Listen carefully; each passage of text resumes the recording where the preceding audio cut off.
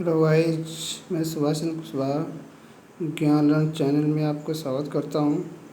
देखिए, विकास क्रम में होने वाले परिवर्तन को 4 भागों में बांटा जा सकता है। ठीक है, पहला है आकार में परिवर्तन। आकार परिवर्तन का मतलब हो गया जन्म। जिस देखिए, जन्म के बाद ज्यों-ज्यों बालक की आयु बढ़ती जाती है, इसके शारीरिक में परिवर्तन होता है। शरीर में क्या होता है परिवर्तन? जैसे हाथ बढ़ता है, दांत बढ़ता है, बाल बढ़ता है, तो इस तरह से पैर बढ़ता है, शरीर के सभी अंग बढ़ते हैं। उसकी बात कर रहा है शरीर के इस बाह्य एवं आंतरिक दोनों अवयवों में होते रहते हैं। मतलब बाहरी भी दिखाने के लिए और अंदर भी होता रहता है परिवर्तन। शरीर की लंबाई, चौड़ाई एवं भार में वृद्धि होती है।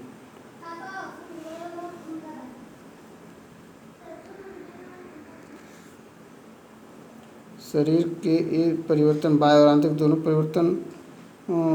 दोनों अवयवों में होते रहते हैं। ठीक है, शरीर की लंबाई, चौड़ाई, भार में वृद्धि होती है। ठीक है, इसे आंतरिक अंग जैसे हृदय, मस्तिष्क, उदर, फेफड़ों आदि का आकार भी बढ़ता रहता है, तो इसे आंतरिक परिवर्तन कहते हैं।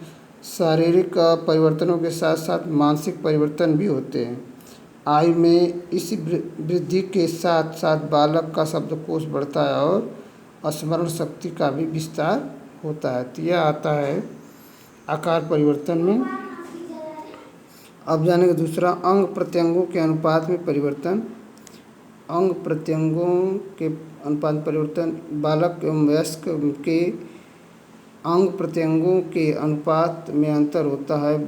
बाल्यावस्था में हाथ पैर की अपेक्षा सिर बड़ा होता है, किंतु बाल्यावस्था में आने पर यह अनुपात वयस्कों के समान हो जाता है। इसी प्रकार का अंतर मानसिक विकास में भी देखने को मिलता है। प्रारंभ में बालक काल्पनिक जगत में घूमता है, किंतु किशोरावस्था में बालक वास्तविक जगत में आ जाता है। इसे बाल्यावस्था के बालक आत्म केंद्रित हो जाता है, और किंतु किशोरावस्था में वह विषमलिंगी में रुचि लेने लगता है। इससे करने मतलब ये है कि बालक जब छोटा होता है, हाथ पैर की अपेक्षा उसका सिर बड़ा होता है। फिर धीरे धीरे उसका शरीर की लंबाई क्रम से बढ़ने लगती है। फिर धीरे धीरे समान रूप से वयस्क की तरह समान हो जाता है, और बालक शुरुआत में काल्पनिक जीवन में जीता है, फिर बाद में धीरे धीरे आत्म केंद्रित हो जाता है। इस बाद आगे और विषमलिंग के मतलब कि जैसे लड़के लड़की आपस में बात करते हैं, खेलते हैं, इस तरह रुचि लेने लगते हैं। तो इसको आगे देखेंगे। कुछ चिन्हों का लोप। जैसे जब बालक बड़े होते हैं तो क्या लोप होता है? देखिए, विकास के साथ ही थाइमस ग्रंथि, दूध के दांत आदि का लोप हो जाता है। इसके साथ ही वह बालक क्रियाओं और क्रीड़ाओं को भी त्याग देता है, मतलब खेलता नहीं है। ठीक है, और यहाँ देखेंगे नवीन चिन्हों का प्रकटीकरण। आयु में वृद्धि के साथ साथ बालक में अनेक नवीन शारीरिक और मानसिक चिन्ह प्रकट होते रहते हैं। उदाहरण के लिए अस्थायी दांतों का उगना, इसके साथ ही लैंगिक चेतना का भी विकास होता है। किशोरावस्था में चेहरे एवं गुप्तांगों पर बाल उगने प्रारंभ हो जाते हैं। ठीक है, इसमें जानते हैं बात कि बड़े होने पर मानसिक परिवर्तन होता है। जैसे दांत का उगना, शरीर में बहुत जगह पर बाल उग जाते हैं। ठीक है, जैसे दाढ़ी मूंछ का आना, गुप्तांगों पर बाल का आना, तो किशोरावस्था की पहचान है। आगे जानेंगे विकास के विभिन्न पक्ष। पहला, शारीरिक पक्ष। बालक के विकास का एक अत्यंत महत्वपूर्ण पक्ष उसका शारीरिक विकास है। व्यक्ति के शारीरिक विकास की जन्म पूर्व अवस्था, शैशवावस्था, बाल्यावस्था, किशोरावस्था में बांटकर समझा जा सकता है। जन्म पूर्व में निषेचन से लेकर जन्म होने तक की लगभग 9 माह की अवधि पर्यंत शिशु का विकास होता रहता है। शैशवावस्था, बाल्यावस्था में तीव्र गति से शारीरिक विकास होता है। ठीक है, कहता कि जन्म से पूर्व बालक की शैशवावस्था, किशोरावस्था में 3 भागों में बांटा गया है। जन्म के बाद मतलब पूर्व मतलब बाद, जन्म पूर्व से निषेचित से लेकर के जन्म तक, मतलब जन्म से पूर्व मतलब जन्म नहीं हुआ उससे पहले जन्म निषेचित से लेकर के जन्म लेने तक के लगभग 9 माह लगते। पूछा जाता है कितना दिन लगता है सीटेट या यूपीटेट में, ठीक है। किंतु विकास शैशवावस्था तथा बाल्यावस्था में तीव्र गति से शारीरिक विकास होता है। यह अभी पूछा जाता है कि किस अवस्था में बालक का सबसे तीव्र गति से विकास होता है, तो शैशवावस्था, बाल्यावस्था में, शैशवावस्था और बाल्यावस्था। अगर दोनों दिया तो दोनों लगाएंगे, एक दिया है कोई तो एक लगाएंगे, ठीक है। शारीरिक विकास होता है। जबकि किशोरावस्था में शारीरिक विकास में स्थायित्व आने लगता है। वंशाक्रम, वातावरण, भोजन, दिनचर्या, खेलकूद, व्यायाम, पालन पोषण, स्वास्थ्य आदि, तो इन सब का देखिए वंशाक्रम मतलब जैसे माता पिता होंगे वैसे बच्चे उनके होंगे, क्या व्यवसाय करते हैं, किस तरह के खेल में रुचि रखते हैं, इस बात को कर रहा है। वातावरण, उनके अगल बगल का परिवेश कैसा है, भोजन कैसा मिल रहा है, कुपोषण रहित है कि कुपोषण वाला है, पूर्ण भोजन मिल रहा है कि नहीं मिल रहा है। दिनचर्या का मतलब कि क्या और रोज़ क्या करते हैं, खेलकूद, व्यायाम, पालन पोषण, समझ रहे हैं, स्वास्थ्य, इस सब का असर पड़ता है शारीरिक विकास पर, ठीक है। तो आगे बढ़ेंगे। कारक शारीरिक विकास को प्रभावित करने शैक्षिक दृष्टि से शारीरिक स्वास्थ्य का अत्यंत महत्व है। शिक्षक तथा अभिभावक दोनों को ही बालक के शारीरिक विकास पर विशेष ध्यान देना चाहिए। देखिए, खाली जो लोग कुछ प्रश्न दे देते हैं और पढ़ा देते हैं उससे मतलब नहीं है। पूरा बुक पढ़ें पहले, इसके बाद तो फिर हम लोग डिटेल में प्रश्न उत्तर पढ़ेंगे। पहले बुकों का अध्ययन करना बहुत ज़रूरी है। चाहे आप कहीं भी पढ़ें, बुक का अध्ययन कीजिए लगातार। बुक को पहले 1 बार 2 बार रिपीट मारिए, इसके बाद ही देखिए खुद प्रश्न अपने आप सामने आने लगेंगे, ठीक है। इसमें से ये नहीं कि बस खाली जो 30 प्रश्न 20 प्रश्न यूट्यूब पर पढ़ा रहे हैं उसको पढ़ लें बस काम चल जाएगा, उससे नहीं होगा। बुक का पूरा अध्ययन कीजिए। कोई भी एक बुक लीजिए, उसका पूरा अध्ययन, बाल विकास हर चीज़ का अध्ययन कीजिए, टॉपिक छोड़िए मत कोई, तब कुछ संभव हो सकेगा। खाली यूट्यूब से चाहे किसी से पढ़ने से नहीं होगा। हम इसीलिए बुक से देखिए आपको दे रहे हैं कि कम से कम सही रिवीजन हो सके और जान सके। इसको 1 बार 2 बार 4 बार पढ़ेंगे तभी जाके कुछ मतलब निकलेगा। वीडियो को 1 बार 2 बार 3 बार देखिए, कुछ न कुछ समझ में आएगा। और ज़्यादा इसमें प्रश्न इसी में से प्रश्न आता है, कोई अलग से नहीं आता है, लेकिन यही समझना। जैसे मानसिक विकास देखिए, मानसिक विकास के तात्पर्य शक्तियों और संवेदनशीलता, अवलोकन, प्रत्यक्षीकरण, स्मृति, ध्यान, कल्पना, चिंतन, बुद्धि, तर्क। देखिए इतना दिया, लेकिन एक ही देगा और 3 ठे गलत दे देगा। पूछ देगा इसमें मानसिक विकास किस में होता है। अब नहीं पढ़े हैं तो बस एक वहाँ से विकल्प लगाए हैं तो जान जाएंगे होगा, लेकिन अब यहाँ बुक में सबका हम पढ़ सकते हैं कि संवेदन शक्तियाँ, तात्पर्य है शक्तियाँ, संवेदनशीलता भी होता, अवलोकन होता, प्रत्यक्षीकरण, स्मृति, ध्यान, कल्पना, चिंतन, बुद्धि, तर्क आदि में वृद्धि होती है मानसिक विकास में, ठीक। ये सब बुक से ही मिलेगा। आगे शैशवावस्था तथा बाल्यावस्था में मानसिक विकास अत्यंत तीव्र होता है। पूछ सकता है कि बाल्यावस्था और या शैशवावस्था में मानसिक विकास कैसा या तीव्र सबसे किस में विकास होता है, किस अवस्था में होता है। तो बुक पढ़े रहेंगे तभी सब प्रश्नों का जवाब मिलेगा। बुक पढ़ना बहुत जरूरी है।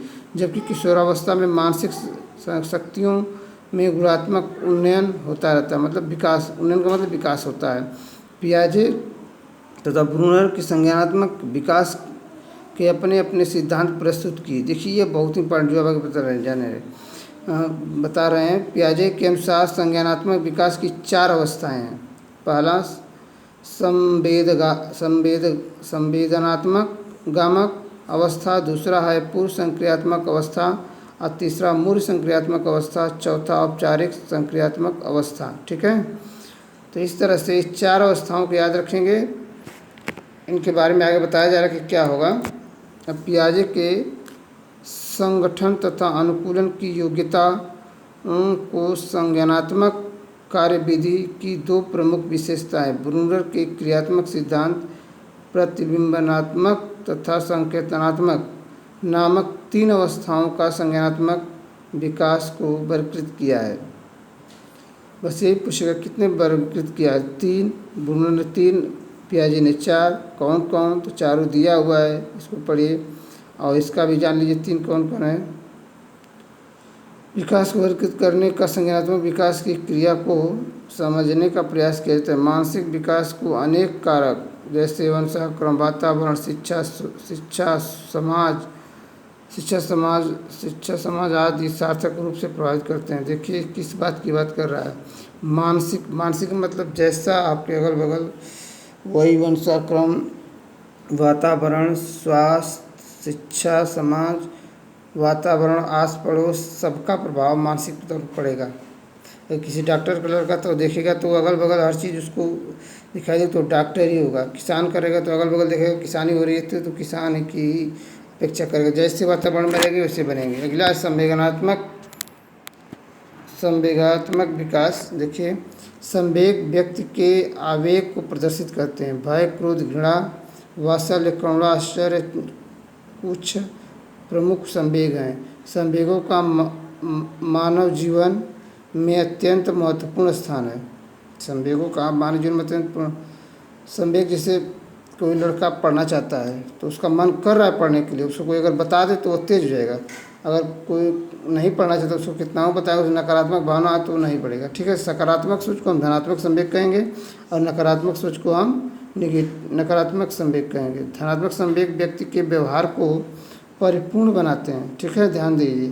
धनात्मक संवेग व्यक्ति के व्यवहार को परिपूर्ण बनाते हैं। संवेग की स्थिति में विचार प्रक्रिया में शिथिलता आ जाती है। संवेग की स्थिति में विचार प्रक्रिया में शिथिलता आती है, मतलब सोचता विचारता आदमी। संवेग मूल प्रवृत्तियों से संबंधित होते हैं। शैशवावस्था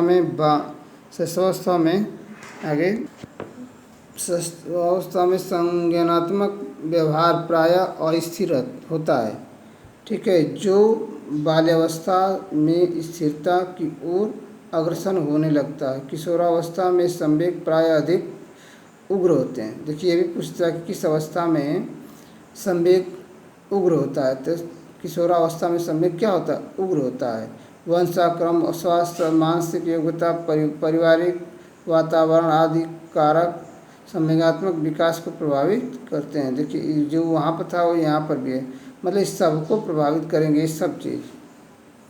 शिक्षा के द्वारा संवेगों का परिमार्जन किया जाता है। अध्यापक गण तथा अभिभावकगण बालक बालिकाओं के संवेगात्मक विकास को सही दिशा दे सकते हैं। ठीक है, अध्यापकगण बालक बालिकाओं के संवेगात्मक विकास को सही सोच या सही दिशा दे सकते हैं। उनको सही बात बताई जाए तो क्या करेंगे, अपने उस अनुसार अगर उनको अच्छा लगेगा तो ढालेंगे तो उनका विकास होगा। ठीक है, अगला है नैतिकता का विकास, जिसको हम लोग कल पढ़ेंगे। आज की वीडियो में इतना ही। ठीक है, धन्यवाद। बुक पढ़िए, बिना बुक के पढ़े हुए कुछ नहीं, खाली यूट्यूब या किसी चीज़ से नहीं। इसलिए बुक का अध्ययन बहुत ज़रूरी है। हर चीज़ पढ़िए लेकिन बुक बहुत ज़रूरी है, पढ़िए। बिना बुक के कुछ नहीं होगा, जान लीजिए। बुकों का अध्ययन एक नहीं कि एक पन्ना आज पढ़े, दूसरा तीसरा, एक तरफ से निशान लगा दीजिए। आज इतना हम पढ़े, उसको समझे, फिर आगे बढ़ें। नहीं पढ़ेंगे तो जान लीजिए कि इस तरह से नहीं हो पाएगा। गहरा अध्ययन, रोज़ कम से कम 7 घंटे 8 घंटे 10 घंटे पढ़िए, तब सीटेट रिपीटेड निकलेगा।